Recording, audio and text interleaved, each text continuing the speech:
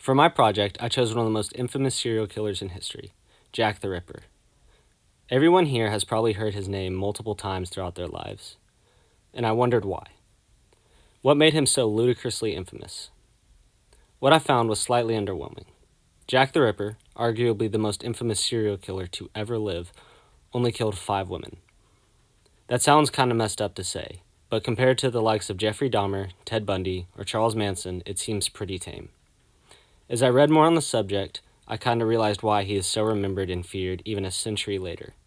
His anonymity, his brutal, precise methods, and the media coverage he received all combined to create what was the first incarnation of a serial killer.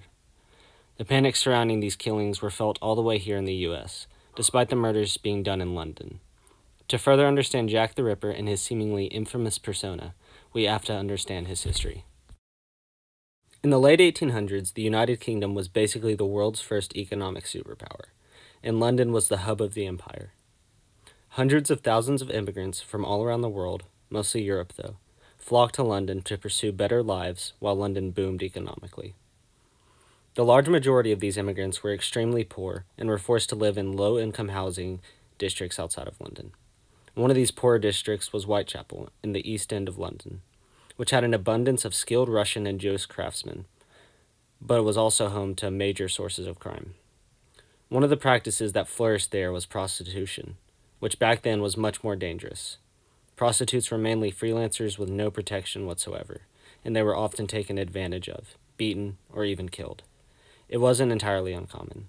This set the stage for Jack the Ripper to strike. Mary Ann Nichols was the first confirmed murder of Jack the Ripper, taking place on the 31st of August, 1888. Although some historians believe that the Ripper's first victim may have been murdered earlier that August on the 6th, a woman by the name of Martha Tabram. Tabram is not considered to be part of the canonical 5, though.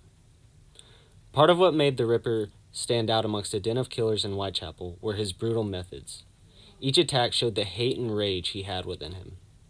The women were brutally stabbed and mutilated by the Ripper, some being found missing organs entirely. As the Ripper neared his 5th victim, his methods became more and more terrible. The 4th victim was missing her kidneys, uterus, and had a terribly disfigured face. But that was not the worst of it. Mary Kelly, who is believed to be the final victim of the Ripper, was found dead in her bed, mutilated beyond recognition. The coroner's report had this to say: the whole of the surface of the abdomen and thighs were removed, and the abdominal cavity emptied of its viscera. The breasts were cut off, the arms mutilated by several jagged wounds, and the face hacked beyond recognition of the features. The tissues of the neck were severed all round to the bone. Knowing all of this information, modern forensic psychologists and investigators have developed a very compelling and evidence-based backstory for Jack the Ripper. It is widely agreed that the Ripper had a very troubled childhood, most likely facing daily emotional and physical abuse. His father was either absent or a raging alcoholic who abused his children. His mother was more than likely an overbearing religious zealot who either stood by while he was beaten, or in some cases added into his suffering. Experts all agree, though, that Ripper's obvious hatred for women was born from a maternal figure in his life that mistreated him horribly. Forensics during the time was rudimentary at best during the late 1800s, but what was discovered is vital to the case itself. For the first time, a modus operandi was used in a huge profile case. All of the victims, locations, and brutality were all linked together to create a profile of who the Ripper actually was and who he actually murdered. This basic idea of an MO was pioneered during this case, as police felt worldwide pressure to catch the Ripper.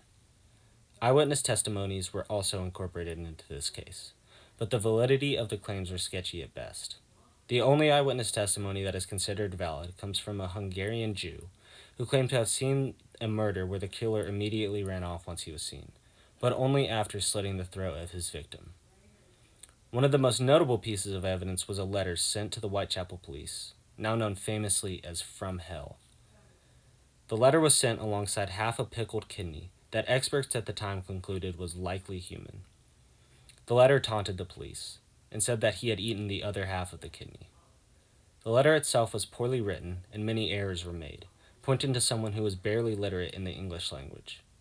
The most important piece of evidence, however, was found at the scene of Catherine Eddowes, the 4th woman to be murdered, and it was a shawl that had semen and blood on it.